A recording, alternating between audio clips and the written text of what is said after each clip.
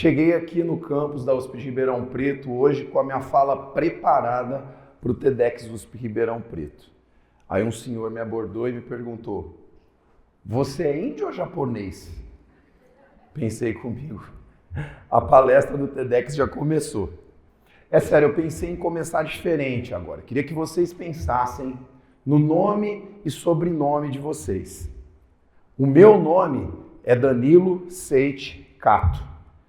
Seiji foi um nome indicado pelo meu avô, que tem um significado no kanji japonês como justiça, cura, política. Talvez a grafia correta em japonês seria Seiji, mas eu fui registrado com TH porque meu avô não falava tão bem o português e eu acho que quem me registrou entendeu dessa forma. O que importa é que eu gostei do significado. A minha família, de origem japonesa, chegou no início do século XX no Brasil, aportou em Santos e seguiram para trabalhar nas lavouras de algodão, um distrito que hoje seria Bonfim Paulista.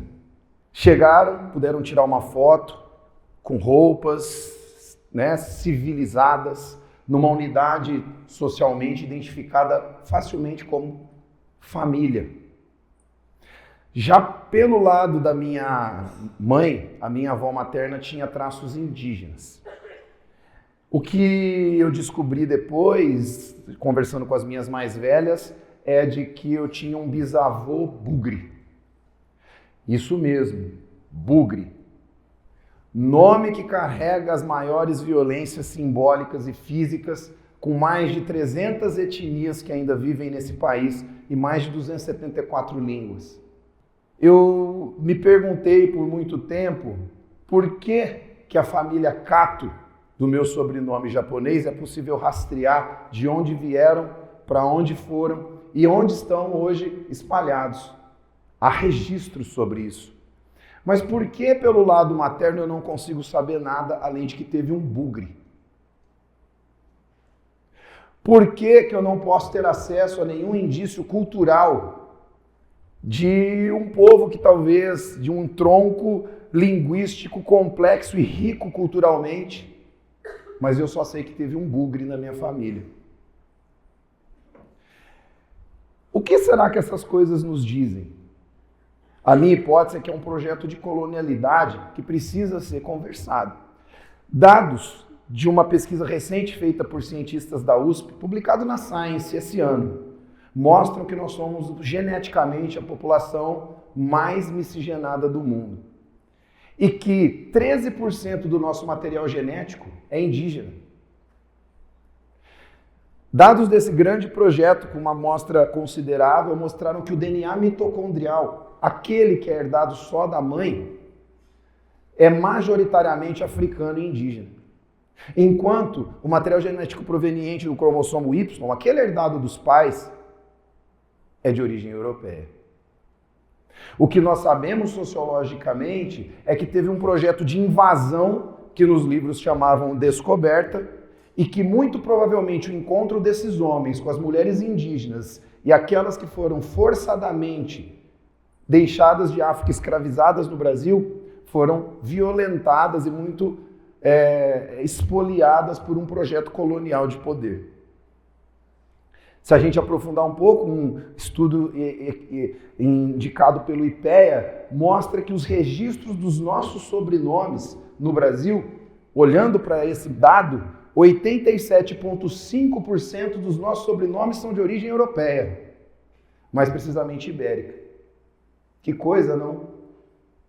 E no IBGE já sabemos que as pessoas que se autodeclaram indígena não chegam a 1%. Ribeirão Preto dá como 0,11% das pessoas que se autodeclaram indígena. O que esses dados nos apontam?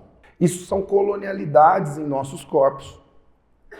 A coisa se aprofunda quando a gente pensa em educação. Quem de vocês já não passou por parte aí da sua educação básica pelo Dia do Índio? Desenhando cocares. O que será que vocês desenharam nessa época da sua infância? Esse desenho aqui, ele é fruto de uma pesquisa desenvolvida pelo nosso grupo de investigação, em que investigamos as representações dos povos originários em escolas públicas do município de Uberaba, Minas Gerais. Esse estereótipo que massifica mais de 300 etnias que hoje estão aqui ainda, contribui muito pouco para como nós nos articulamos com os nossos territórios. Essa articulação de uma imagem muito mais semelhante ao indígena do Alto Rio Negro, nada diz dos povos originários da região de Minas Gerais. São fenótipos diferentes, culturas diferentes, características diferentes. E é o Dia do Índio. Agora com o Ministério dos Povos Originários, Dia dos Povos Originários. Mas pouco se muda na maneira de representar. Temos um desafio pela frente. É preciso repensar esses processos educativos se a gente tomar como fato que vivemos uma sociedade pluriétnica e multicultural. Mas vocês devem estar pensando, não é fácil falar isso quando a gente está falando de pessoas indígenas.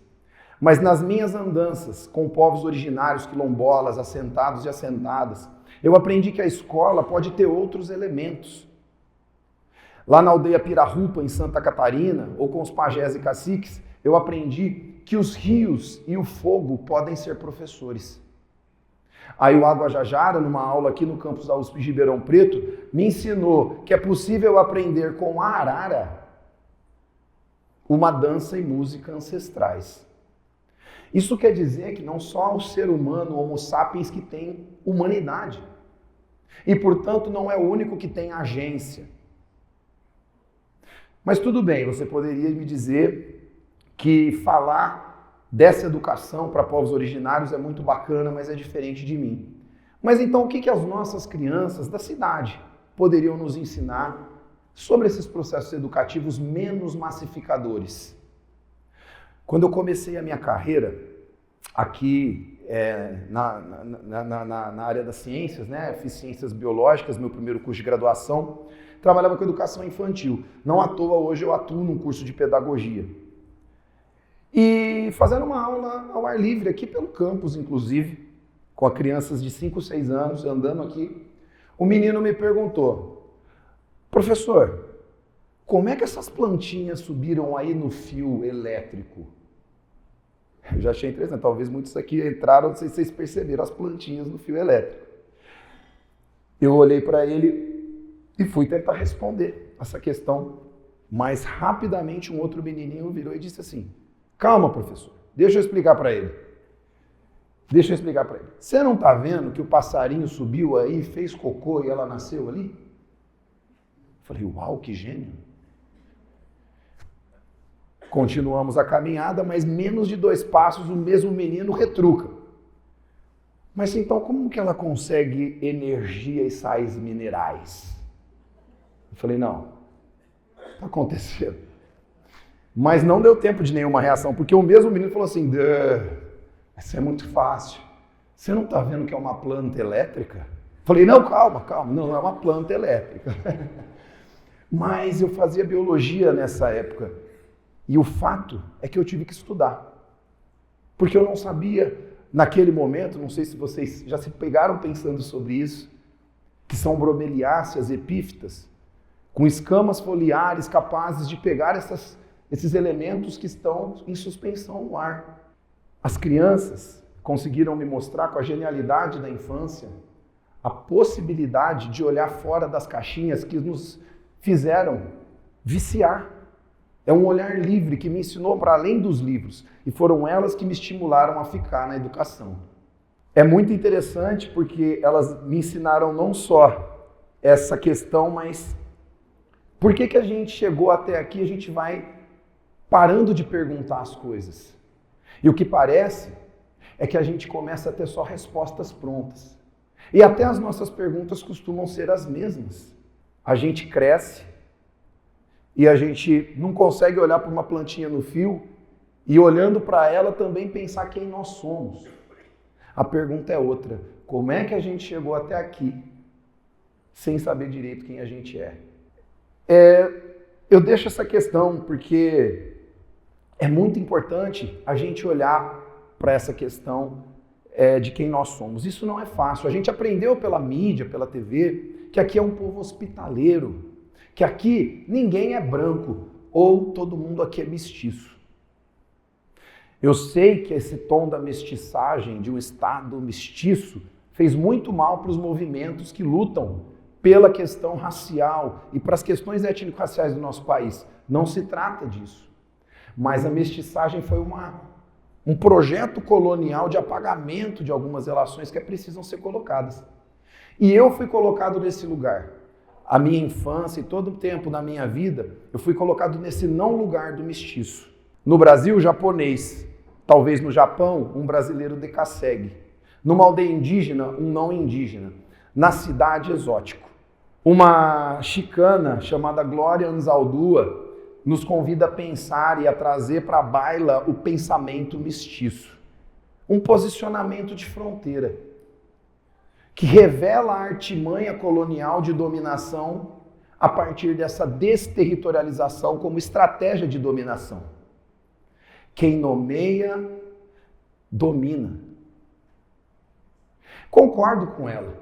Não estou aqui de acordo com nenhum mito da democracia racial já superada pela sociologia, mas de estrategicamente assumir a posição do pensamento mestiço como uma estratégia inteligente dessa posição dúbia, que não aceita mais a relação entre o civilizado ou selvagem, natureza ou cultura, política ou formação.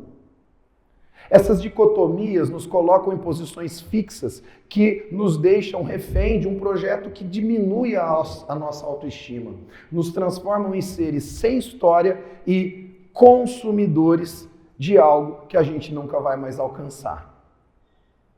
A partir de hoje, eu resolvi pensar diferente. Não quero mais essa relação entre um ou outro, mas talvez uma relação um e outro. Estar aqui e ali é uma boa estratégia para não ser fixado e de conseguir, portanto, superar um pouco dessas mazelas do projeto colonial de poder. É habitar na encruzilhada, né? É enfrentar essa relação com presença, o híbrido como resistência. Eu queria convidar vocês a partir de hoje a pensar fora dessa armadilha de uma falsa liberdade entre um ou outro. Sou professor e cientista, e capoeirista. Sou descendente de povos japoneses e povos originários dessa terra. Sou pai do Caê e da Clara e cidadão em busca de memórias e identidades que foram invisibilizadas e silenciadas por um projeto colonial.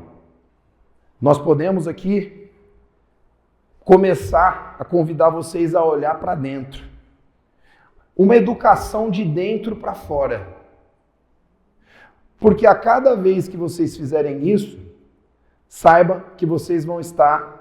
Sim, acho que a gente deve valorizar nossa ancestralidade europeia, mas que talvez a gente assuma que talvez tenhamos antepassados que foram saqueados, desterritorializados, silenciados por esse projeto colonial de poder. Só assim poderíamos então pensar uma educação de dentro para fora. Convido a vocês a ser socialmente, né, pensar uma educação que te coloque num país do ordem e progresso e também de Pindorama, Pachamama e tudo aquilo que nos fez enquanto pessoas nesse mundo das nossas raízes que geneticamente, psicologicamente, socialmente nos fazem muito mais fortes. Como diria o mestre Pastinha, sou tudo que a boca come. O corpo é território. O corpo é território. E esse corpo-território pode navegar, ele pode caminhar de uma maneira mais autoconsciente com e no mundo. Eu desejo que a partir de hoje, a educação que nós possamos construir nos reconecte com a vida, nos reconecte com os territórios e com a nossa ancestralidade.